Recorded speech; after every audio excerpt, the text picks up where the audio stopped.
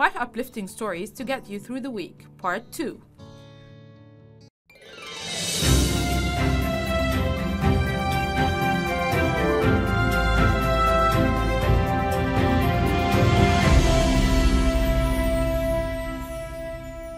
Teddy bear operation is successful. A neurosurgeon in Canada went viral after operating on his patient's teddy bear. 8-year-old Jackson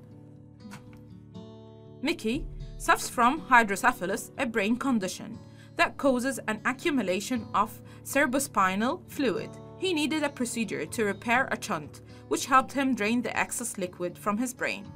He went to the IWK Health Center in Halifax, Nova Scotia.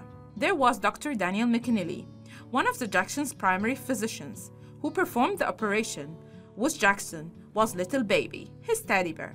The cuddly companion was always by Jackson's side, although he had seen better days. Therefore, right before going into surgery, the patient asked Dr. McNeely if he could also fix his friend.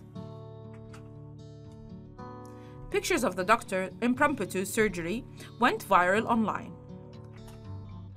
They depicted McNeely placing an oxygen mask on his stuffed patient and fixing a tear in his underarm. Both medical procedures were successful. 2 patients are convalescing together. Historical scroll disappeared. Scientists at Cardiff University are pioneering a technique called virtual unraveling, which could be used to examine damaged scrolls, which until now were considered unreadable. The researchers have successfully deciphered a 16th century scroll, which was severely charred and it has layers fused together. This is not the first case of virtual unraveling, but it's a new, autonomous approach to the concept that also works on documents with multiple pages. The scroll in question comes from this Haywood Manor in Norwich. It was considered a particularly difficult document to work with because besides the charring and fusing, it also featured heavy discoloration and creasing, in addition to being covered in soot. Physically, it would have been impossible to unravel it without tearing it to pieces. Even so, researchers were able to use X-ray tomography to create thousands of thin cross-sections, where the ink would become visible as bright blobs. Their computer model could then piece together all of the sections in the form of a flat representation of a scroll. The text contained records of general court and included land transactions, fines, names of jurors, and disturbance of the peace.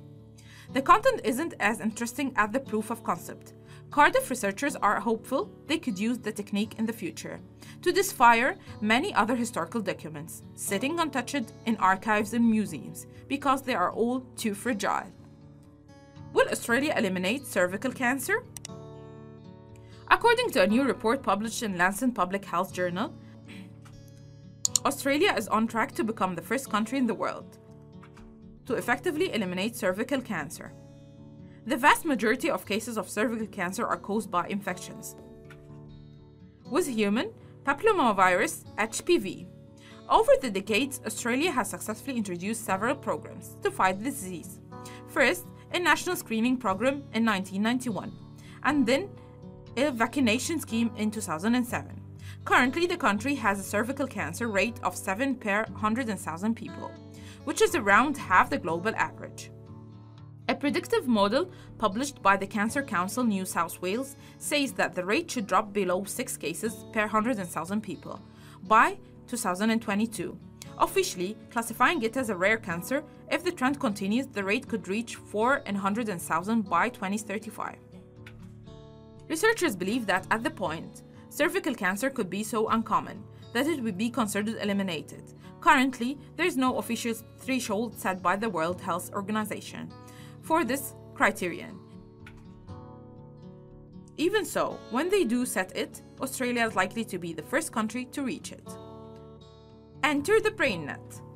Neuroscientists from the University of Washington and Carnegie Mellon University have developed a network which can link 3 brains together and allow them to play Tetris. Right off the bat, let's just specify that's not mind reading. Their brains communicate with each other through a combination of electroencephalograms and transcranial magnetic stimulation, TMS. The system is called BrainNet. During the experiment, 3 people were connected to BrainNet and asked to play a modified Tetris game.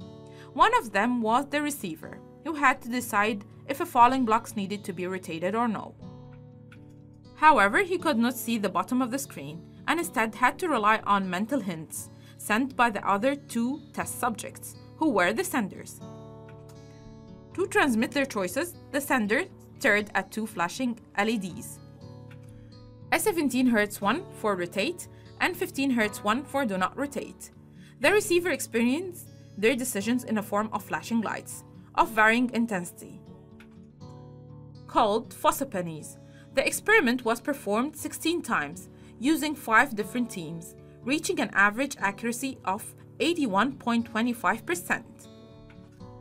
At the moment, the system is incredibly slow and not completely reliable.